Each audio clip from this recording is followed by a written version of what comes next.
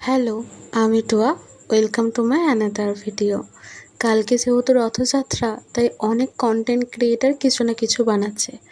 আমার একজন content ক্রিয়েটারের video দেখে এত ভালো লেগে যায় যে কি বলবো। ক্লে দিয়ে আর রং তুলি দিয়ে এত সুন্দর জগন্নাথ, বলরাম, সুভদ্রাকে তার রং তুলির মাধ্যমে তুলে ধরেছে, দেখে পুরো মুগ্ধ হওয়ার মতো। তো আমিও ভাবলাম যে আমিও তাহলে করি। তো ক্লে খুঁজে খুঁজে তো আর পাই না, মানে আজকেই দেখেছি সকালে ভিডিও, আর আজকেই আমাকে করতে হবে কারণ কালকে রথযাত্রা। কিন্তু ভিডিওটা পোস্ট হবে রথের দিনেই। ভয়েস ওভারটা আগের দিন রাত্রে করে রাখছি। ভিডিওটা আমি আগের দিন রাত্রেই করেছি। তো এবার মূল বিষয়বস্তুতে আসি।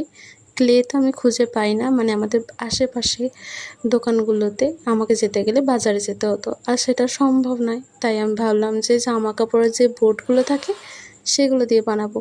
সেগুলো খুঁজেও পেলাম না। অনেকগুলো বাড়িতে খোঁজ করলাম, পড়ানোর ওখানে জিজ্ঞাসা করলাম, কারোর কাছেই নেই বলল।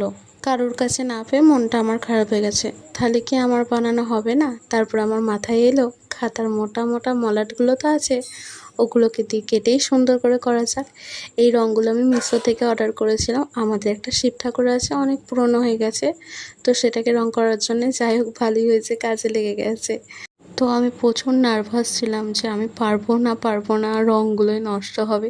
কাঁপা কাঁপা হাতে যখন একটা কমপ্লিট হয় দেখে তো আমি অবাক, ভাবিনি যে এতটা ভালো হবে। তো তখন মনে একটু কনফিডেন্স আসে, মাকে দেখায়, মা বলছে বেশ ভালোই হয়েছে। ফাইনাল রেজাল্টটা দেখার পর আমি তো সেই খুশি, ফাইনালি আমিও বানিয়ে ফেললাম। তোমাদের কেমন লেগেছে কমেন্ট করে জানিও। সকলকে শুভ রথযাত্রার শুভেচ্ছা।